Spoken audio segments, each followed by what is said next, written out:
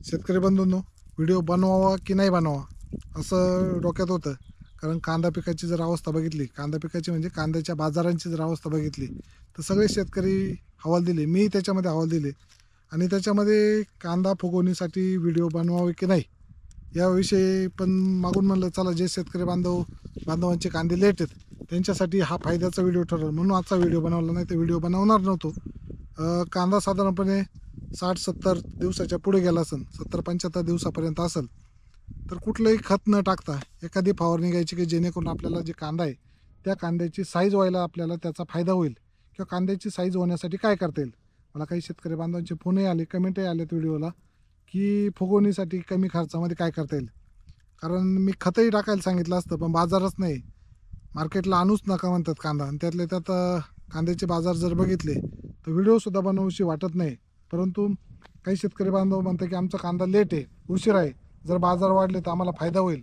अजून 1-1.5 महिना जाणार आहे. लेट खरीपातला जो कांदा आहे, ज्याला रांगडा कांदा म्हणून ओळखलं जातं, तर त्या कांद्याची साईज होण्यासाठी काय करता येईल आम्हाला, त्यासाठी आजचा व्हिडिओ बनवला आहे.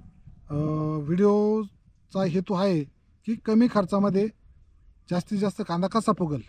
कांदा फुगण्याबरोबरच कांद्यातले जे घट्ट जे पापुद्रे ते पापुद्रे घट्ट कसे होतील, कांद्यातले जे पापुद्रे आहेत आतले जे लेअर आहेत ते लेअर जाड कसे होतील. सुरुवातीला मी तुम्हाला सांगितलं की कांद्याच्या ज्या पातींची संख्या आहे, ती पातींची संख्या जेवढी जास्त तेवढे कांद्यातले जे लेअर आहेत ते लेअर जास्त असतात. म्हणजे पापुद्रे जे आहेत ते पापुद्रे जास्त असतात. जेवढा पापुद्रा घट्ट तेवढा कांद्याची साईज आहे ती साईज जास्त होत असते. आता कांद्याच्या पापुद्र्याची संख्या, कांद्याची पापुद्र्याची जाडी याच्यावरती आपण सुरुवातीला व्हिडिओ बनवलेत. आणि आता काय करायचं आपल्याला, हे जे कांदा पीक आहे या कांदा पिकाचं पात आहे, या पाती किंवा ही जे देठ आहे या देठामधला जो असणारा जो रस आहे तो रस फक्त आपल्याला खाली उतरवण्याचं काम करायचं आहे. आता याच्यावरती जास्त काही खर्च करण्यात मजा राहिली नाही यावर्षी तरी, आणि म्हणून मी काय आपल्याला जास्त सांगत नाही. पण स्वस्तात मस्त एखादा एक साधा जुगाड सांगतो, उपाय सांगतो, की ज्याच्या आधारावरती आपल्याला काय करता येईल, की ज्यांचा लेट आहेत जर बाजार योगायोगाने वाढले थोडेफार तर त्या शेतकरी बांधवांना फायदा होईल, उत्पादनामध्ये वाढ होईल आणि कांदा विशेष करून सडणार नाही. आता जर बघितलं तर बऱ्याच शेतकरी बांधवांचा कांदा सडतोय, आणि सडलेला कांदा मार्केटला आणूच नका म्हणताय, आणि तो मार्केटपर्यंत जातही नाही. म्हणजे जिथं 100 गोण्या निघायच्या तिथं 20 गोण्यासुद्धा चांगल्या निघत नाही. एवढ्या मोठ्या प्रमाणामध्ये नुकसान होते. याचं कारण मी सुरुवातीला सांगितलं होतं की यावर्षी पाऊस जास्त आहे, जास्त प्रमाणात पाऊस झाला आहे. एकतर कांदा बेडवरती लावा, त्याच्यानंतर कांदा बेडवरती लावल्यानंतर जे नत्र आहे त्या नत्राचं प्रमाण कमी ठेवा, जेणेकरून काय होईल की जे पुढं कांदा काढण्याच्या वेळेस आहे तो सडणार नाही. शेतामध्ये पाणी साचू देऊ नका. ह्या सगळ्या गोष्टींचं ज्या शेतकरी बांधवांनी अगोदर नियोजन केलं असेल त्यांचा कांदा कमी सडला असेल किंवा काहींचा सडलासुद्धा नाही. असे सुद्धा काही प्लॉट आहेत माझ्याकडं की काहींचा कांदा सडलाच नाही.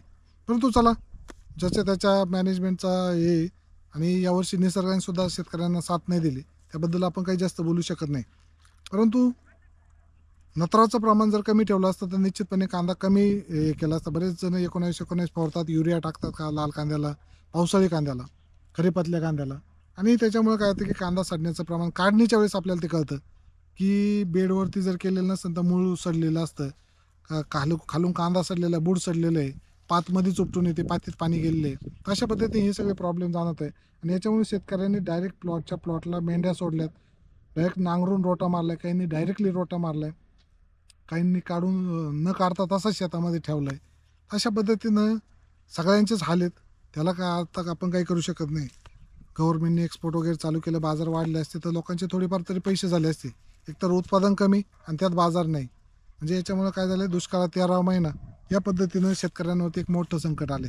या धर्तीवरती आपण आजचा व्हिडिओ, की हे जे कांदा आहे ह्या कांदा फुगवणीसाठी स्वस्तात मस्त काय करता येईल त्याच्यामध्ये एकच फवारणी सांगतो.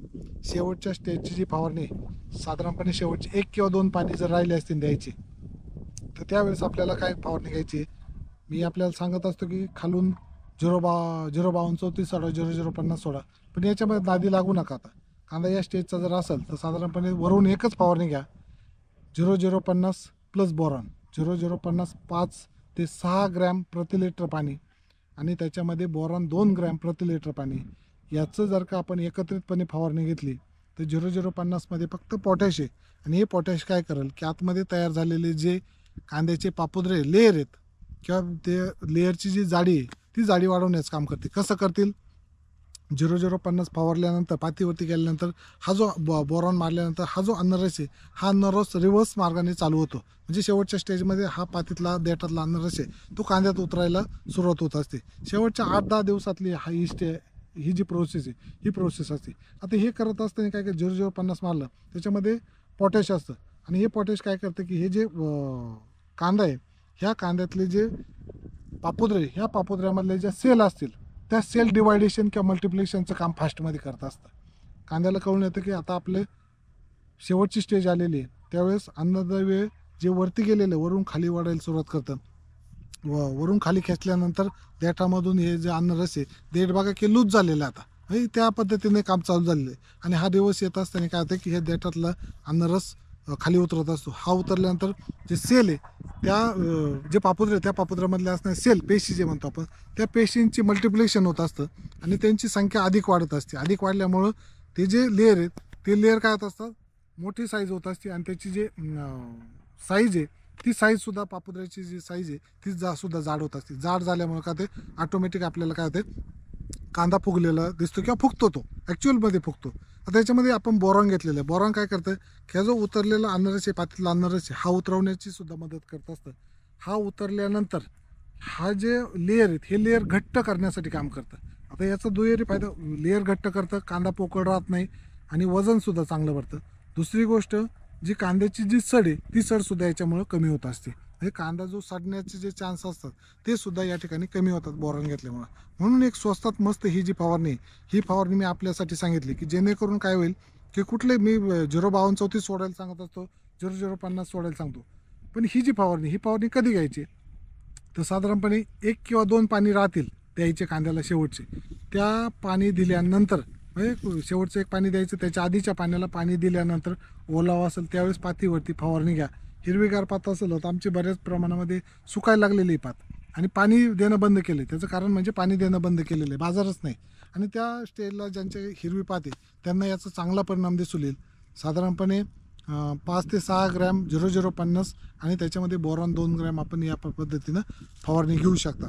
8 ते 10 दिवसामध्ये आपलं अन्नरस खाली उतरेल आणि त्याच्यामुळे काय होईल हे जे लेअर आहे ह्या लेअरची जी संख्या आहे लेअरची जाडी ती जाडी वाढेल आणि त्याच्यामुळं काय होईल की आपला कांदा आहे तो कांद्याची साईज होईल कांदा घट्ट होईल कांद्याचं वजन वाढेल आणि विशेष करून जी होणारी जी सड आहे ती सड आपल्याला या ठिकाणी टाळता येईल.